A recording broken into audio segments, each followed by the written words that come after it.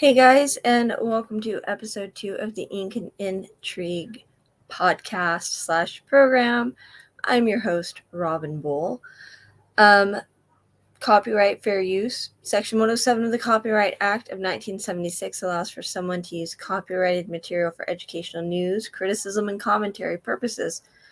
What's presented here is my commentary based on the case that I am covering for you today, and it is wild. It's wild enough to think that, someone with the moniker of Marine Sniper wouldn't be the catfish, rather this person got catfished, and you won't believe it when you find out who was actually behind it. So, picture it, Sicily. Oh, sorry, wrong show. This is not the Golden Girls. It's 2005, and you're a middle-aged married man with 2 teenage daughters. You decide you're going to go ahead and create an account on a game site known as pogo.com, and pogo.com is still around, just so you know. I've probably had an account for 20 years at least. I think I had an account with them starting this first or second year that their website went live. But imagine that you get onto a website like this, and so now you've got all these different chat rooms where you can talk to people, because that's kind of, the thing with it. And there's cards, there's dominoes, there's Scrabble, there's Yahtzee. There are jigsaw puzzle type games. You name it, they've probably got a version of it. So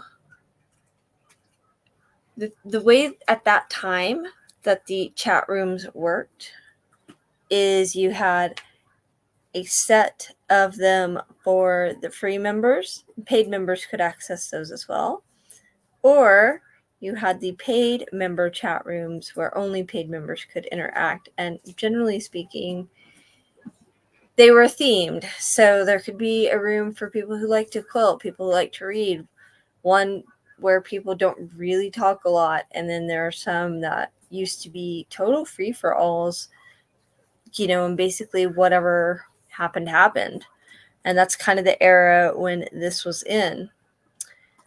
But again, think about it. You're married, you meet a nice young lady on site and says that her name is Jessie, and she uses the online moniker Tall Hot Blonde. And he had set up an account that said Marine Sniper. And again, you probably know where this is going, because what I haven't told you yet is that Thomas Montgomery, our middle-aged male here, is pretending to be 19. And Jessie, Tall Hot Blonde, Jessie is purported to be only 18. I know you think you know where this is going, but I promise you it's more twisted than you possibly think. Now, the name of our middle-aged man, who is also a father of 2 teenage girls, like I said, is Thomas Montgomery. Now, Thomas was struggling in a way that many people do. They hit a certain age and they start to yearn for something. What that something is happens to be very individual. Thomas knew he could be anyone he wanted to be on the internet, so that's why he decided to be a 19-year-old Marine Sniper. And that's what he uses for his persona when he is on Pogo. Now, 19-year-old Tommy meets 18-year-old Tall Hot Blonde on Pogo in one of its many chat rooms, and so he tells her he is on this tour of duties overseas, and that if she wants to send him anything, it needs to be sent to his father, Thomas Montgomery, and gave her that address. And she definitely mailed some things, at least one thing that we know of, and that was a pair of panties. The issue there is that Mrs. Montgomery then decides, she's cleaning up the house or going through the drawers or whatever, and finds a pair of panties that were sent. Now, she is not angry at Tall Hot Blonde. She's actually angry at her husband for doing what he did, and especially with somebody so young. So what she does is writes a letter to Jessie saying, look, here's an actual photo of this guy that you call Tommy. He's middle-aged, he's married, he has children. And you would be a lot better off if you come to the realization that people say they are who they are online, and it's not always true. So she discouraged the relationship, but she, like I said, she also understood that we're talking about someone who at 18 thinks they know a lot, but they really don't.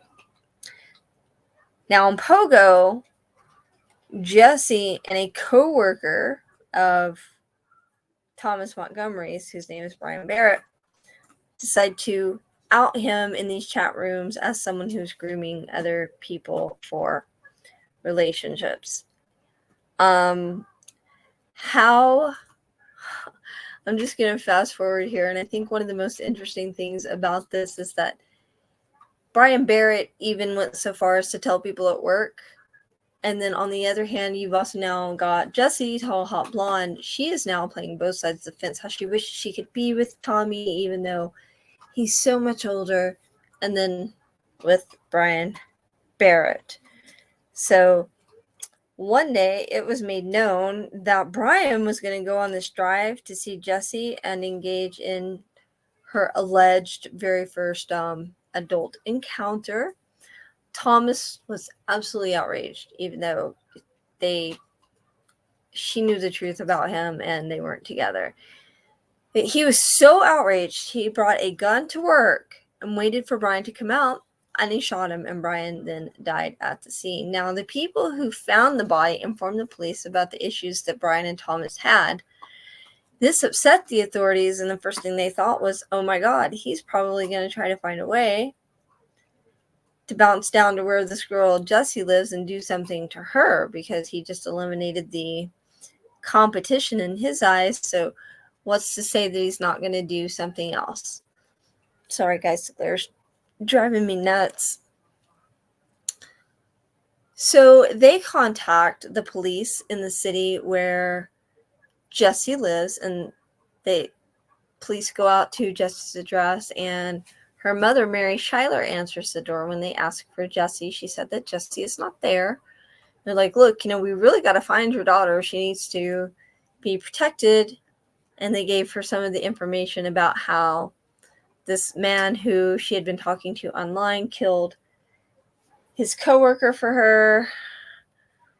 And just a second, my dog has a marker. Puppy.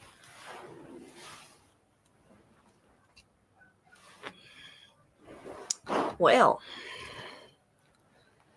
when I said she had a marker, it's actually a friction pen for my rocket book. I don't know how she got it. What are you going to do? It's Peppy. Anyway, so the police are telling Mary Schuyler, look, you don't know this, but your daughter is involved in these online relationships, plural, one between her and Brian and one between her and Tommy, and that the 45, 46-year-old man, however old he was at the time, I remember he was in his mid-40s, was coming in their direction. They want to make sure that Jessie was protected. And then Mary Schuyler had quite the truth bomb for everyone. Tall Hot Blonde wasn't her 18-year-old daughter.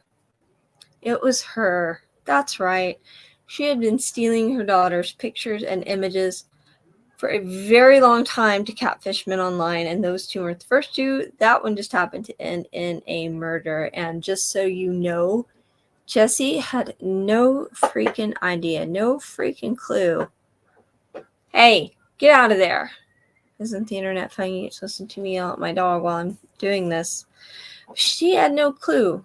They had no clue that the mother, the 50-something-year-old mother, was the one perpetrating this, including but not limited to taking upskirt pictures of her daughter without her daughter's knowledge and without her permission.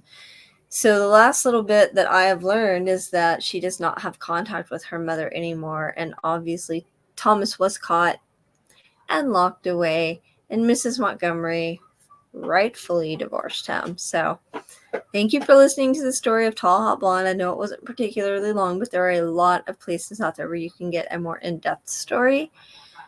And I hope you guys have a great weekend.